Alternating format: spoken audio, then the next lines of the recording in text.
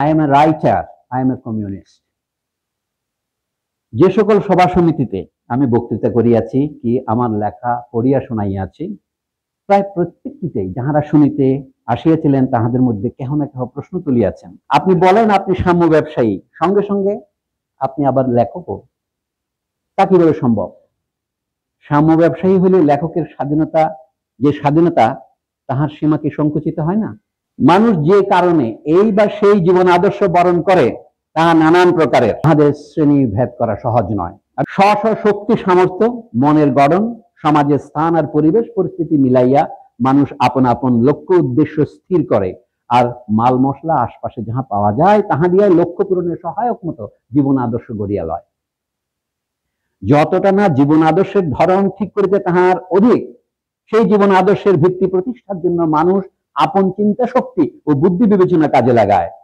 সে জীবন আদর্শের আধেয় যাহাই হোক না কেন। সাম্য ব্যবসায়ী জীবনের একমাত্র সত্য আদর্শ বিচার বিবেচনার পর এহেন সিদ্ধান্ত করিয়া আমি সাম্য ব্যবসায়ী হই নাই।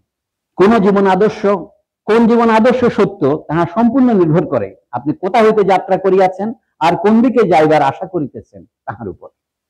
যে উদ্দেশ্য আমি নির্ধারণ করিয়াছিলাম সেই উদ্দেশ্য পূর্ণ করিব বলিয়া আমার জীবন আদর্শটা গড়িয়া লইয়াছিলাম, কখনো জানিয়া শুনিয়া, কখনো বা একান্ত না জানিয়াই সাম্য ব্যবসায়ী হইব স্থির করিয়া আমি সফর শুরু করি নাই। আমি সাম্য ব্যবসায়ী হইয়া উঠিয়াছি। পেন্টেসারিকসকে বলছেন, আমি ছোটখাটো একজন সরকারি চাকুরিয়ার পুত্র, লালিত পালিত হইয়াছি মধ্যবিত্ত শ্রেণী আর নাসারা ধর্ম বিশ্বাসের রীতিনীতি মোতাবেক। লেখালেখি যখন শুরু করি তখন আমার জীবন আদর্শ ছিল নাসারা ধর্ম বিশ্বাস ও মধ্যবিত্ত শ্রেণী যে জীবন আদর্শ গ্রহণ করিয়াছে নিছক তাহার বিরুদ্ধে দাঁড়াইবার আদর্শ।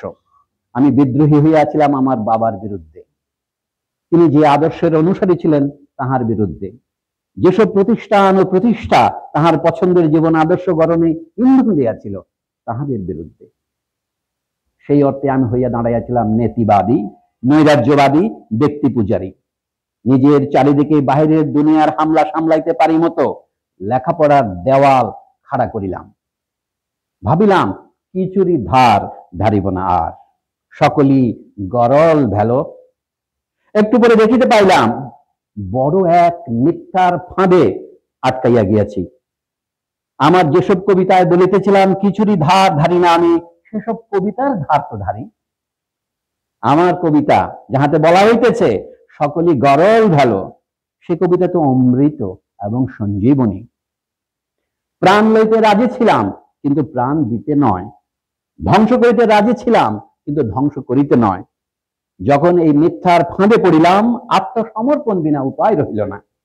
সংসারের দেওয়াল হুড়মুড় করিয়া ভাঙিয়া পড়িল, আমাকে দাঁড় করাইল সংসারের কর্মযজ্ঞের মুখোমুখি।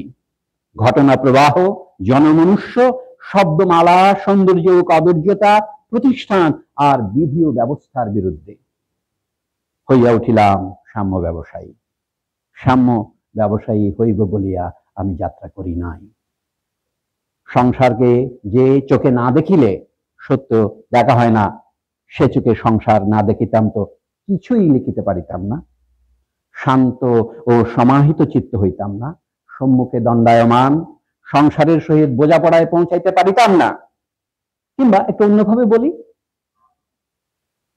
আমাকে সংসারের দিকে সেইভাবেই দৃকপাত করিতে হইয়াছিল যেভাবে করিবার ফলে মনে হইল আমার কামনার ধন পূরণ সহজ হইবে, লেখার শক্তি বাড়িবে। আরো গোছাইয়া বলিতে, সংসারে শ্রী বাড়িবে, প্রসার ঘটিবে, পরিমাণের জায়গায় গুণের কদর হইবে।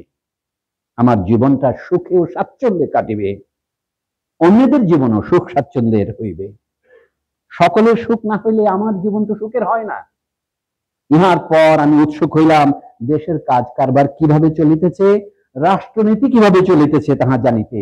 আমি হইয়া উঠিলাম সাম্য ব্যবসায়ী।